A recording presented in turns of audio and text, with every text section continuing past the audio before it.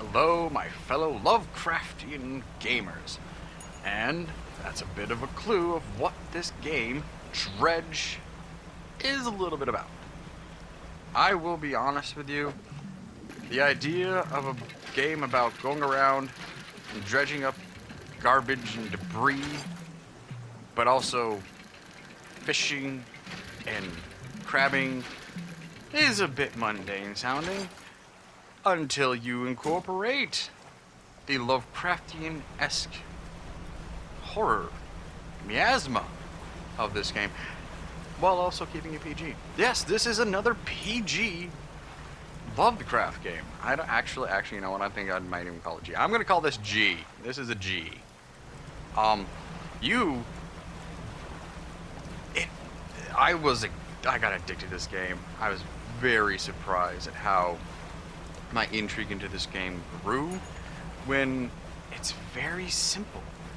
Because you go talk to a character, they tell you to get stuff, you fish along the way. Sometimes you might find items on boats that are wrecked shore, or you like dig them up from the depths. Okay, interesting. The style, okay, kind of simple. They keep things simple while intriguing. But then, of course, you have to worry about, well, night. Because that's where things can gotta get interesting, especially when you like sleep. Because that's when the Lovecraftian horrors start to come out.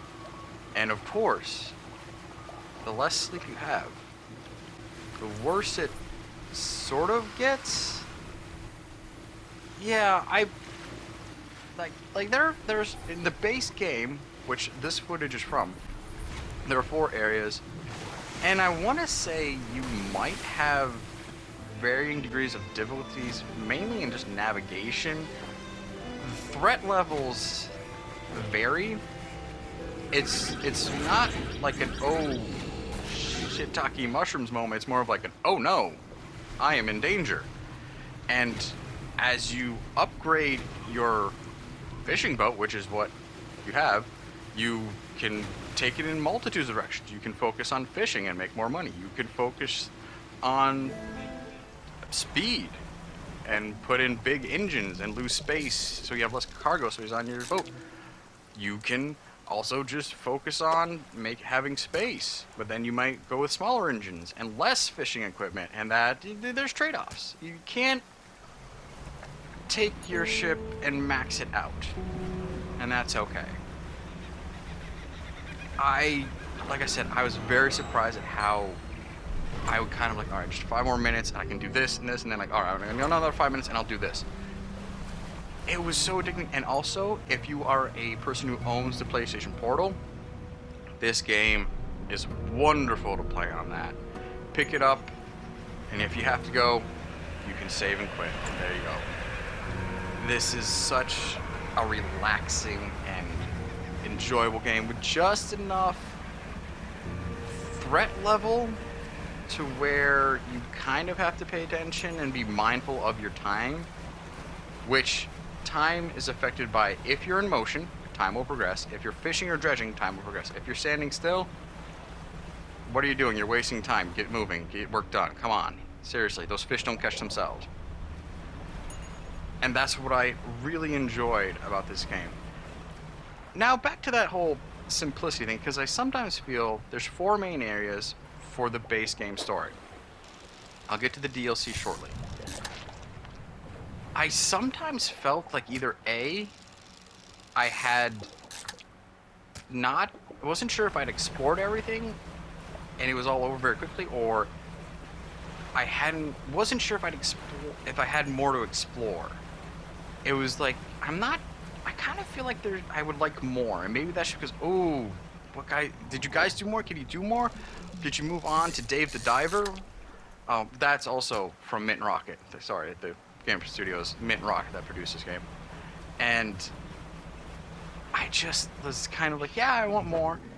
And they do have the Pale Reach DLC, which is a separate area, and you can visit it anytime if you downloaded it.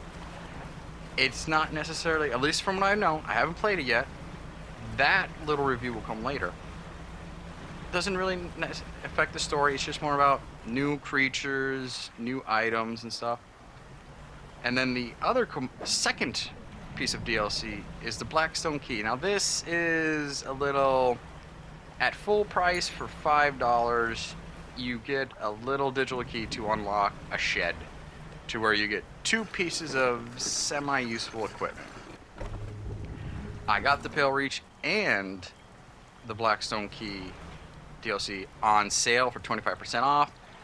Very affordable, and considering the fact that you can now get the Dredge from PlayStation Plus, if you have that, if you pay the large amount of money once a year, you can get this game for free, which kind of goes, yeah, paying for the DLC full price, and certainly at reduced price, very appealing.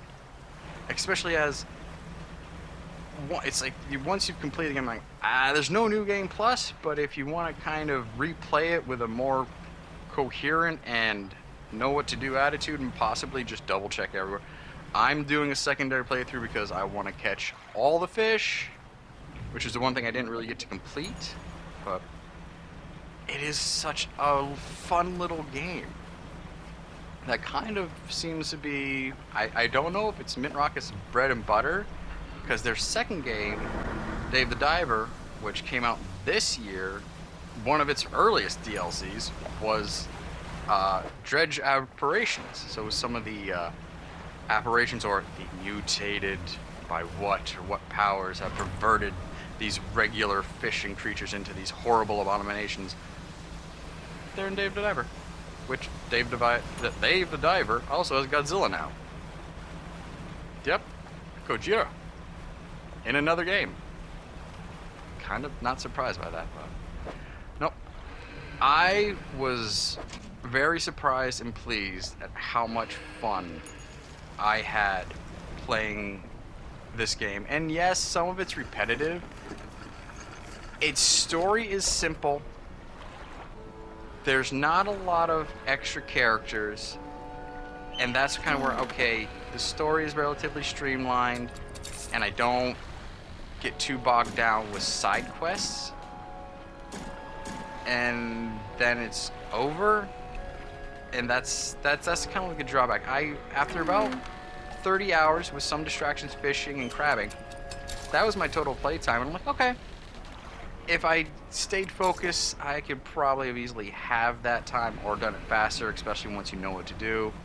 So I don't, 2 playthroughs and you might be done. So I would say get it for free, and if you get tired of it, delete it, and yeah, you don't have to worry about having wasted money on something you're now bored with. So that's my thought on Dredge. And if you like these kind of games and a little bit of Lovecraftian horror, unless you're getting tired of it showing up in everything now, it sucks when something you love that goes mainstream. But if you enjoy it, like and subscribe, and I hope your next catch doesn't have a horribly abominated 1,000-eyed tentacles. Bye.